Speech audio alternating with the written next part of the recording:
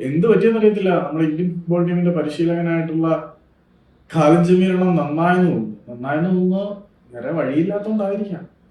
കോട്ട പ്ലേസിനപ്പുറത്ത് നിന്ന് പുതുതായിട്ട് ഒരു താരം എന്ത് പറ്റിയെന്ന് അറിയത്തില്ല. നമ്മുടെ ഇന്ത്യൻ ഫുട്ബോൾ ടീമിന്റെ പരിശീലകനായിട്ടുള്ള ഖാലിദ് ജമീലിന് ഒരു മാറ്റമൊക്കെ വന്നിട്ടുണ്ട് എന്ന് നമുക്ക് പറയാം. തജിക്കിസ്ഥാനെതിരെയുള്ള 2 മാച്ച് ഫ്രണ്ട്ലിക്ക് വേണ്ടിയിട്ടുള്ള ടീമിലേക്ക് റയാൻ വില്യംസ് പരിക്ക് വെച്ച് പുറത്തായതുകൊണ്ട് വേറെ ആരെ കൊണ്ടുവരും എന്ന് പ്രതീക്ഷിച്ചപ്പോൾ സ്ഥിരം കോട്ടയിൽ ആരെങ്കിലും കൊണ്ടുവരുമെന്നാണ് ഞാൻ പ്രതീക്ഷിച്ചത്. പക്ഷേ ഫോർ എ ചേഞ്ച് ഇത്തവണ നോർത്ത് ഈസ്റ്റ് യുണൈറ്റഡിന്റെ യുവ സ്ട്രൈക്കറായ വിങ്ങറായിട്ട് കളിക്കുന്ന ആസാമിലെ ശിവനഗർ സ്വദേശിയായിട്ടുള്ള പാർത്ഥിവ് സുന്ദർ ഗൊഗോയിയാണ് ടീമിൽ ഉൾപ്പെടുത്താൻ തീരുമാനിച്ചിരിക്കുന്നത്.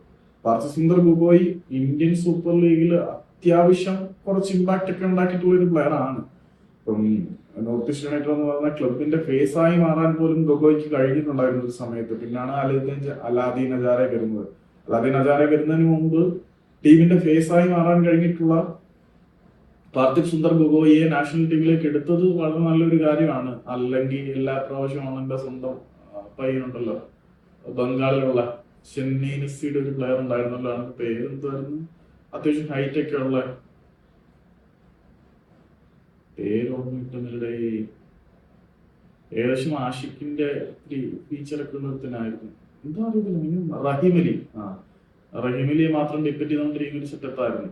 സുഹൈൽ അഹമ്മദ് വിട്ട് കിട്ടുന്നില്ല, അതുകൊണ്ട് വേറെ കാര്യമില്ല. സുഹൈൽ അഹമ്മദ് വിട്ടായിരുന്നെ കുറച്ചുകൂടെ കൊള്ളായിരുന്നു. ഏതായാലും പാർത്ഥിവിനെ എടുത്തത് കൊള്ളാം, നല്ല നീക്കമായിട്ട് തോന്നുന്നു. നിങ്ങളുടെ അഭിപ്രായം കമന്റ് ചെയ്തേക്കും.